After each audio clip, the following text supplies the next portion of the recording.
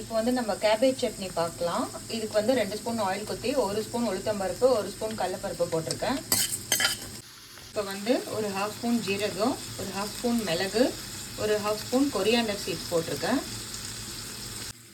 இப்போ இதெல்லாம் ஃப்ரை ஆகட்டும். இப்போ வந்து ஒரு தக்காளி ஒரு வெங்காயம் கட் பண்ணி போட்டுக்கிறேன். இப்போ இதோட கொஞ்சம் பூண்டு, கொஞ்சம் இஞ்சி, 2 பச்சை மிளகாய் கட் பண்ணி போட்டிருக்கேன், ஒரு காஞ்சி மிளகாய் போட்டிருக்கேன், கொஞ்சம் கருவேப்பிலை, கொஞ்சம் புதினாவும் போட்டுக்கிறேன். இப்போ இதோட வந்து ஒரு 1/2 கேபேஜ் எடுத்து இந்த மாதிரி கட் பண்ணி வச்சுருக்கேன். இதையும் போட்டுடலாம்.